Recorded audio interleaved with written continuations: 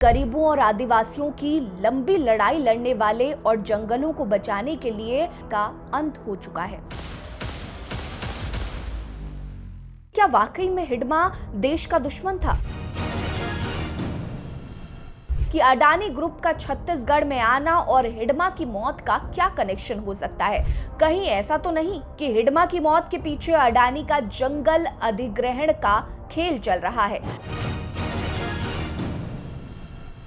18 नवंबर को एक खबर आई कि छत्तीसगढ़ में गरीबों और आदिवासियों की लंबी लड़ाई लड़ने वाले और जंगलों को बचाने के लिए लड़ाई लड़ने वाले का अंत हो चुका है, क्योंकि इस लड़ाई के मुखिया मांडवी हिडमा का अंत हो गया था। हिडमा जिसे दुनिया के सामने एक कुख्यात नक्सली पेश करके दिखाया जाता था, लेकिन जब आप हिडमा की अंतिम यात्रा देखेंगे तो आप खुद एक बार के लिए सोच में पड़ जाएंगे कि क्या वाकई में हिडमा देश का दुश्मन था या फिर मासूम, गरीब, मजबूर, पीड़ित आदिवासियों का मसीहा।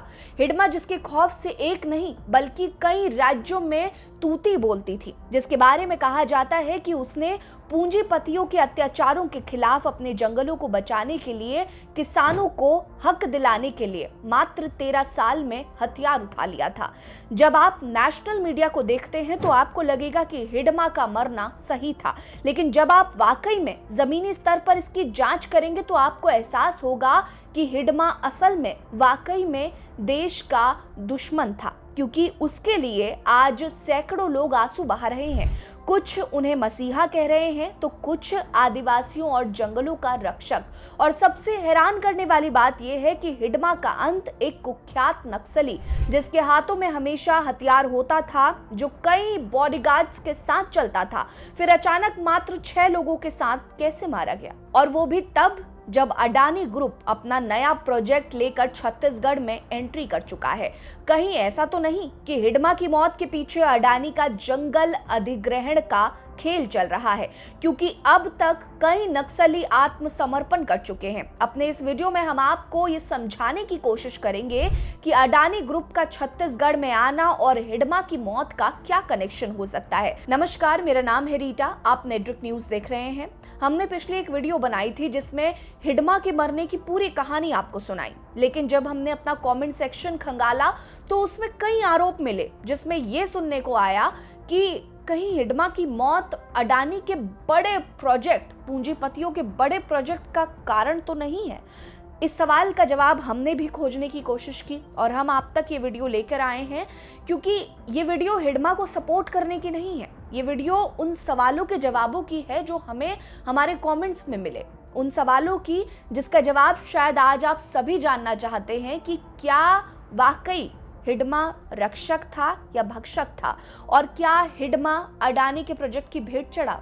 इसका जवाब पूरी तरह से देंगे। चलिए शुरू करते हैं। दरअसल 2022 के बाद से नक्सलियों के खिलाफ सेना का सर्च ऑपरेशन काफी तेजी से चल रहा है। सरकार और सेना ने मिलकर मार्च 2026 तक जंगलों को नक्सली मुक्त करने का फैसला किया है।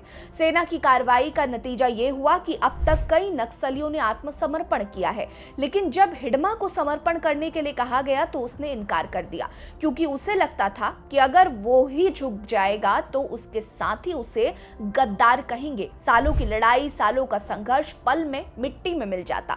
तो हिडमा ने समर्पण नहीं, अपने साथियों का साथ चुना, भले ही अपने जंगल को बचाने के लिए उसकी जान ही क्यों ना चली गई हो, लेकिन अपनी धरती, अपने जंगल के साथ वो किसी भी हाल में गद्दारी करने के लिए राजी नहीं था।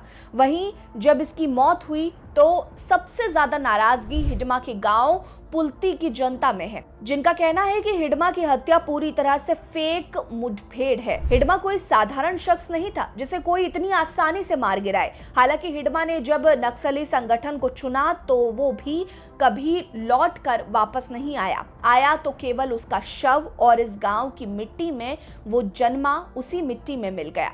एक तरफ हिडमा के गांव वालों का कहना है कि हिडमा की मौत असल में बड़ी साजिश का हिस्सा है। हिडमा को लेकर गांव वालों ने यह भी जानकारी दी है कि हिडमा अपने कुछ साथियों के साथ जल्द ही आत्मसमर्पण करने वाला था, तो फिर उसकी हत्या क्यों की गई। सच तो यह है कि सरकार कुछ पूंजीपतियों को राज्य में स्थापित करना चाहती है। इस बात में कोई दोहराए नहीं है कि उस राज्य में कुछ पूंजीपति स्थापित होना चाहते हैं, जिसके कारण सबसे पहले हिडमा को रास्ते से हटाना जरूरी था, क्योंकि हिडमा उन जंगलों का रक्षक बना बैठा था जिसमें अडानी का प्रोजेक्ट चलना था, ताकि नक्सलियों की लड़ाई कमजोर पड़ सके। इसीलिए हिडमा का खात्मा जरूरी था, उसका नेतृत्व खत्म हो जाए ये भी जरूरी था। हिडमा का अंत इसलिए भी जरूरी था क्योंकि इसके बाद नक्सलियों को निशाना बनाना और ज्यादा आसान हो गया। अगर हिडमा जिंदा रहता तो आज नहीं तो कल फिर से बाहर होता और फिर से अपने जंगलों को गरीबों और पीड़ितों के लिए लड़ाई शुरू करता। लेकिन इन सब में सबसे बड़ा नुकसान हमारी सेना को है, क्योंकि हिडमा अपने वर्चस्व की लड़ाई बेशक लड़ रहा था, लेकिन वो सिर्फ उसकी लड़ाई और उसके गांव वालों की लड़ाई थी। इसमें कहीं भी देश हित की कोई बात नहीं थी।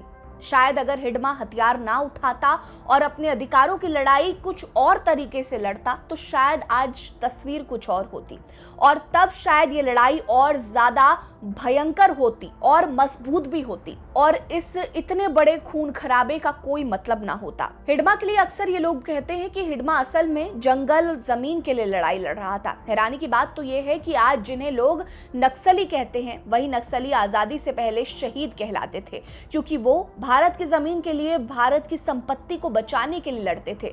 ना तो कोई बैंक बैलेंस बनाया था और ना ही कभी कोई भ्रष्टाचार किया था, फिर भी वो सरकार का दुश्मन हो गया था। जबकि वो लाखों करोड़ों लूट कर बैठे हैं, उन पर हाथ तक नहीं डाला जाता है। छत्तीसगढ़ का जंगल खनिज संपदा का घर है और वहां पर अब पूंजीपतियों की टेढ़ी नजर पड़ चुकी है। नक्सलियों को खत्म करना तो केवल एक बहाना है, असल में विकास करने के नाम पर इन जंगलों को कब्जा करना सबसे बड़ा मकसद है।